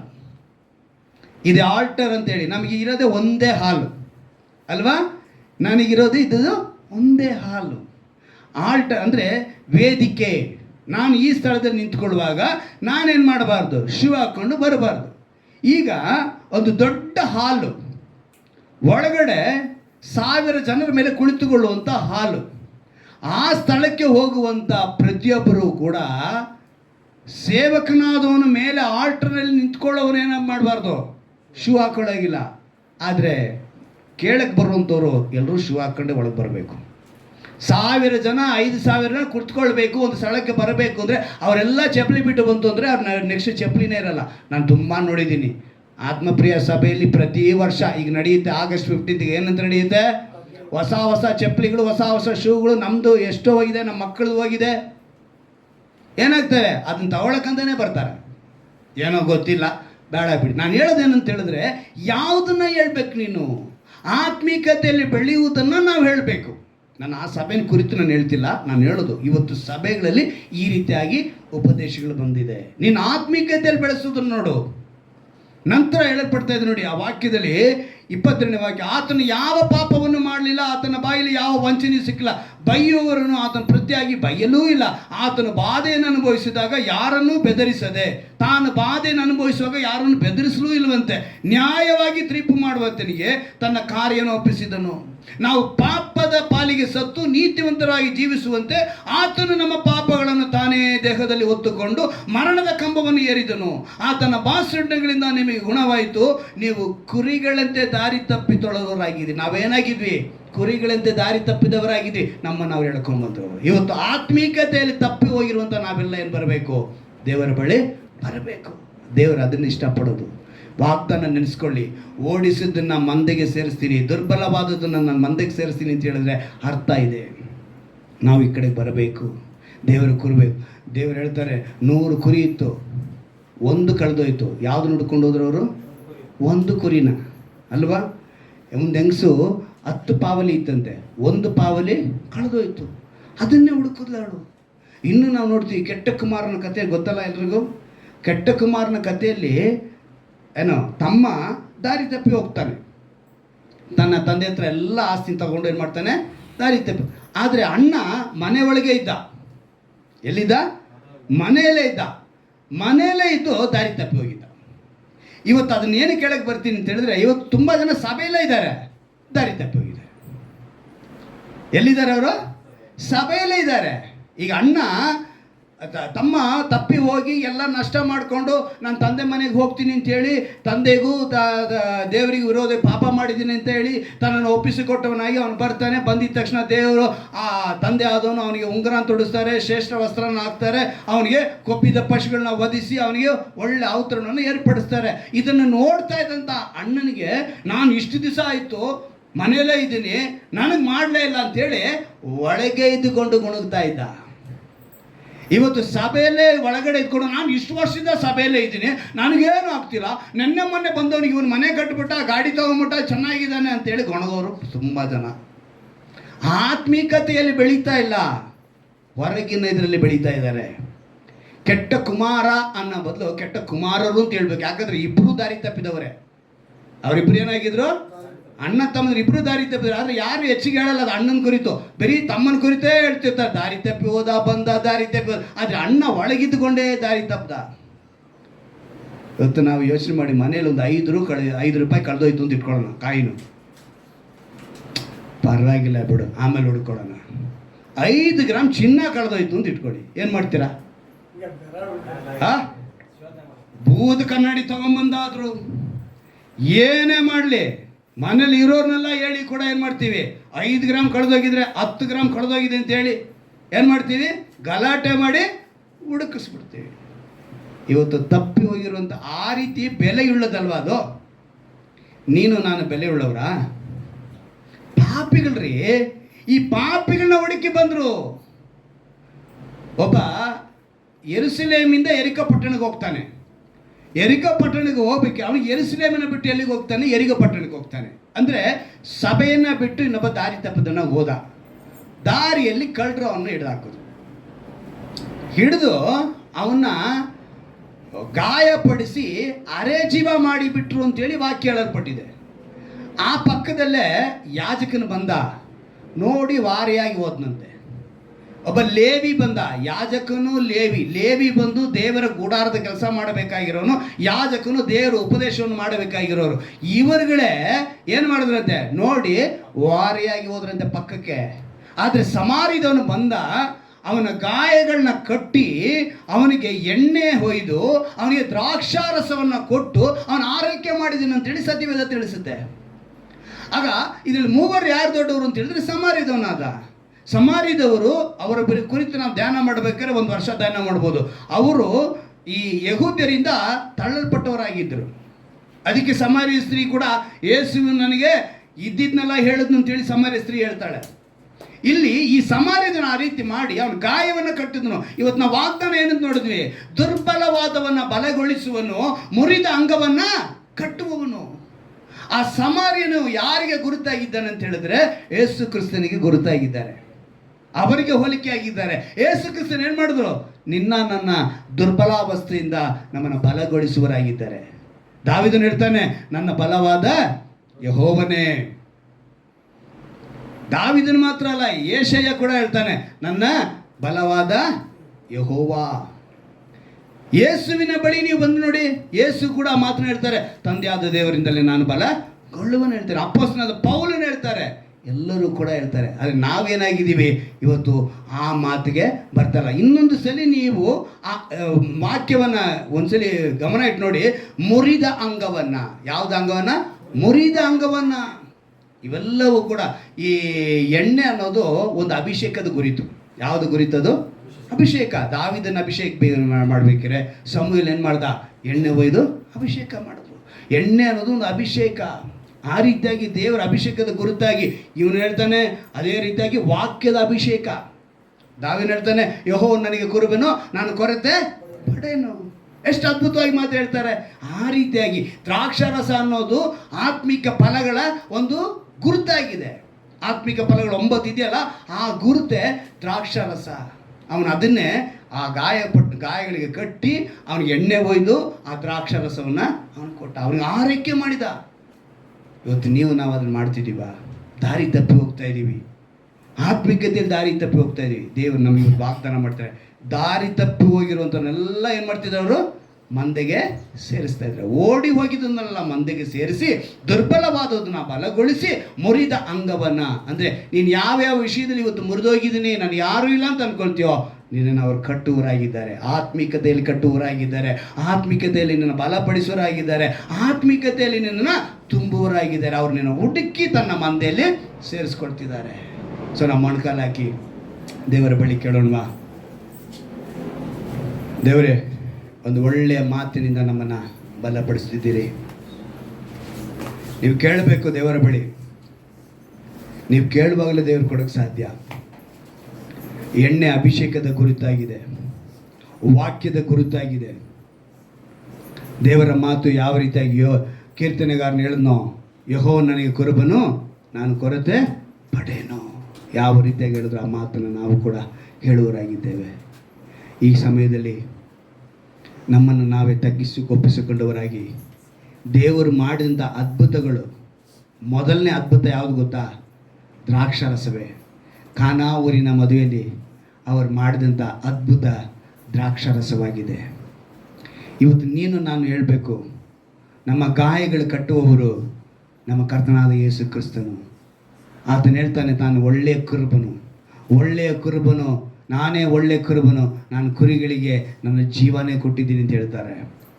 ಅವರು ನಮ್ಮ ಮಧ್ಯದಲ್ಲಿ ವಾಸ ಮಾಡೋರಾಗಿದ್ದಾರೆ. ನಮ್ಮ ಪಕ್ಕದಲ್ಲಿ ಅನೇಕರು ವಾರಿಯಾಗಿ ಹೋಗೋರು ಇರ್ತಾರೆ. ಆದರೆ ಸಮಾರ್ಯದವನು ಯಾವ ರೀತಿ ಗಾಯ ಕಟ್ಟಿದನೋ ಆ ರೀತಿ ಗಾಯ ಕಟ್ಟುವನು. ದಾವೀದನು ಹೇಳುವಂತೆ ನೀನು ನಾನು ಹೇಳಬೇಕು, ಯೆಹೋವನೇ ಕುರುಬನು, ಕೊರತೆ ಪಡೇನು. ಆತನ ಕುರಿಗಳನ್ನೋ ಎಂಬಂತೆ ಜನರನ್ನು ಹೊರತಂದು ಅಡವಿಯಲ್ಲಿ ಅದನ್ನು ಪೋಷಿಸಿ ನಡೆಸಿದನು ಅಂತೇಳಿ ಕೀರ್ತನೆ 78:52 ಹೇಳಲ್ಪಟ್ಟಿದೆ. ಆತನು ಕುರುಬನಂತೆ ತನ್ನ ಮಂದೆಯನ್ನು ಮೇಯಿಸುವನು, ಮರಿಗಳನ್ನು ಕೈಯಿಂದ ಕೂಡಿಸಿ ಎದೆಗಪ್ಪಿಕೊಳ್ಳುವನು, ಹಾಲು ಕುಡಿಸಿ ಕುರಿಗಳನ್ನು ಮೆಲ್ಲಗೆ ನಡೆಸುವನು. ಯೆಶಾಯ 40:11 ಹೇಳಿದ ಪ್ರಕಾರ ಯೇಸು ಹೇಳ್ತಾರೆ, ನಾನೇ ಒಳ್ಳೆ ಕುರುಬನು. ಒಳ್ಳೆ ಕುರುಬನ ತನ್ನ ಕುರಿಗಳಿಗೋಸ್ಕರ ತನ್ನ ಪ್ರಾಣವನ್ನೇ ಕೊಡುತ್ತಾನೆ. ನಮ್ಮ ಬಲ ಯೇಸು ಕ್ರಿಸ್ತನಾಗಿರಬೇಕು. ದಾವೀದನು ಹೇಳಿದ ಪ್ರಕಾರ ನನ್ನ ಬಲವಾಗಿರುವ ಯೆಹೋವನೇ ನಿನ್ನಲ್ಲಿಯೇ ಮಮತೆ ಇಡುತ್ತೇನೆ. ಕೀರ್ತನೆ 18:1 ಹೇಳಿದ ವಾಕ್ಯ. ಹಬಕ್ಕೂಕ ಹೇಳ್ತಾನೆ, ಅಂಜೂರವು ಚಿಗುರದಿದ್ದರೂ, ಎಣ್ಣೆ ಮರಗಳ ಉತ್ಪತ್ತಿ ಶೂನ್ಯವಾದರೂ, ಹೊಲ ಗದ್ದೆಗಳು ಆಹಾರವನ್ನು ಕೊಡದೆ ಹೋದರೂ, ಹಿಂಡು ಹಟ್ಟಿಯೊಳಗಿಂದ ನಾಶವಾದರೂ, ಮಂದೆಯು ಕೊಟ್ಟಿಗೆಯೊಳಗೆ ಇಲ್ಲದಿದ್ದರೂ, ನಾನು ಯೆಹೋವನಲ್ಲಿ ಉಲ್ಲಾಸಿಸುವೆನು, ನನ್ನ ರಕ್ಷಕನಾದ ದೇವರಲ್ಲಿ ಆನಂದಿಸುವೆನು. ಕರ್ತನಾದ ಯೆಹೋವನೇ ನನ್ನ ಬಲ. ಹಬಕ್ಕೂಕ 3ನೇ ಅಧ್ಯಾಯ 17-19 ವಾಕ್ಯದವರೆಗೂ ನೀನು ನಾನು ಇವತ್ತು ಅದನ್ನು ಹೇಳ್ತೀವ. ನಿನ್ನ ನಿರ್ಬಲಾವಸ್ಥೆಯನ್ನ ನೋಡಿ ಹೋಗುವುದಕ್ಕೆ ಅವರು ಸಾಮಾನ್ಯ ಮನುಷ್ಯರಲ್ಲ. ಅವರು ಕೂಡ ಶೋಧನೆಗೆ ಒಳಪಟ್ಟವರೇ. ಶೋಧನೆಯಲ್ಲಿ ಒಳಪಟ್ಟಿರಿಂದ ಶೋಧನೆಗೆ ಒಳಗಾವವರಿಗೆ ಅವರು ಸಹಾಯ ಮಾಡುವ ಶಕ್ತಿ ಉಳ್ಳ ದೇವರಾಗಿದ್ದಾರೆ. ಯೆಶಾಯ, ನಿನ್ನ ವಾಗ್ದಾನ ನೆನೆಸಿಕೊಳ್ಳುತ್ತಿದ್ದೇವಪ್ಪ. ಕರ್ತನೆ, ನೀನು ನಮ್ಮ ಮಧ್ಯದಲ್ಲಿ ವಾಸ ಮಾಡೋನಾಗಿದೆಯಪ್ಪ. ತಪ್ಪಿಸಿಕೊಂಡದನ್ನು ಹುಡುಕುವನು, ಓಡಿಸಿದ್ದನ್ನ ಮಂದೆಗೆ ಸೇರಿಸುವನು, ದುರ್ಬಲವಾದನ್ನು ಬಲಗೊಳಿಸುವನು, ಮುರಿದ ಅಂಗವನ್ನು ಕಟ್ಟು ಎಂದು ಮಾತು ಕೊಟ್ಟಂತೆ ನೀನು ಕಟ್ಟುವುದಕ್ಕಾಗಿ ಸ್ತೋತ್ರ ರಾಜ. ಪ್ರತಿಯೊಬ್ಬರನ್ನು ಆಶೀರ್ವದಿಸು. ಈ ದಿವಸದಲ್ಲಿ ಕೇಳಿದ ವಾಕ್ಯಕ್ಕೆ ಒಪ್ಪಿಸಿಕೊಟ್ಟವರಾಗಿ ಎಲ್ಲರನ್ನ ಕೂಡ ಕರ್ತನೆ ನಿನ್ನ ಆತ್ಮೀಕತೆಯಲ್ಲಿ ಅವರು ಕಟ್ಟಲ್ಪಟ್ಟವರಾಗಿ, ನಿನ್ನ ಆತ್ಮೀಕತೆಯಲ್ಲಿ ಬೆಳೆಯುವರಾಗಿ, ಆತ್ಮೀಕತೆಯಲ್ಲಿ ತಪ್ಪಿ ಹೋದವರನ್ನು ಹುಡುಕಿ ಸಭೆಯಲ್ಲಿ ಸೇರಿಸುವುದಕ್ಕಾಗಿ ಸ್ತೋತ್ರ ರಾಜ. ದುರ್ಬಲವರನ್ನು ಅವರು ಬಲಗೊಳಿಸು, ಮುರಿದ ಅಂಗವನ್ನು ಕಟ್ಟು. ಯಾರ್ಯಾರು ವಾಕ್ಯಕ್ಕೆ ಒಪ್ಪಿಸಿಕೊಡುತ್ತಾರೋ ಎಲ್ಲರನ್ನು ಕೂಡ ನೀನು ವಾಕ್ಯದಿಂದ ಆಶೀರ್ವದಿಸು. ಈ ತಿಂಗಳು ಪೂರ್ತಿಯಾಗಿ ಶುಭ ಕಾರ್ಯಗಳು ಮಾಡುವಾಗ, ಒಂದು ಮದುವೆ ದಿವಸವನ್ನು ನೆನೆಸುವಾಗ, ಒಂದು ಬರ್ತ್ಡೇನ ಹುಟ್ಟಿದ ದಿವಸ ನೆನೆಸುವಾಗ ಆ ದಿವಸಗಳಲ್ಲಿ ಅವರು ಆಶೀರ್ವದಿಸಿಕೊಡು. ಈ ದಿವಸದಲ್ಲಿ ಈ ತಿಂಗಳಿನಲ್ಲಿ ಪೂರ್ತಿಯಾಗಿ ಅವರು ಏನೇನು ಬಯಸಿದ್ದಾರೋ ಆ ಹೊಸ ಕಾರ್ಯಗಳನ್ನು ನೆರವೇರಿಸಿಕೊಡು. ಕೈನ ಪ್ರಯಾಸಗಳನ್ನು ಆಶೀರ್ವದಿಸಿಕೊಡು. ಅನೇಕರಿಗೆ ಸಾಕ್ಷಿಯಾಗಿ ನಿಲ್ಲಿಸು. ವಾಕ್ಯವನ್ನು ಕೇಳುವಂತ ಯಾರೇ ಆಗಿದ್ರು, ಯಾವ ಸಮಯದಲ್ಲಿ ಕೇಳಿದ್ರು, ಈ ವಾಗ್ದಾನದ ಆಶೀರ್ವಾದ ಯೇಸು ಕ್ರಿಸ್ತನ ನಾಮದಲ್ಲಿ ಉಂಟಾಗಲಿ ನಾನು ಪ್ರಾರ್ಥಿಸ್ತೀನಿ. ಬಲಪಡಿಸು, ಆಶೀರ್ವದಿಸು. ನಿಮ್ಮ ನಾಮ ಮಾತ್ರ ಮಹಿಮಪಡಲಿ. ನಮ್ಮ ರಕ್ಷಕನು ವಿಮೋಚಕನಾಗಿರುವ ಯೇಸು ಕ್ರಿಸ್ತನ ನಾಮದಲ್ಲಿ ಪ್ರಾರ್ಥಿಸಿ ಬೇಡುವಂತೆ ನನ್ನ ಜೀವನ ತಂದೆಯೇ, ಆಮೆನ್.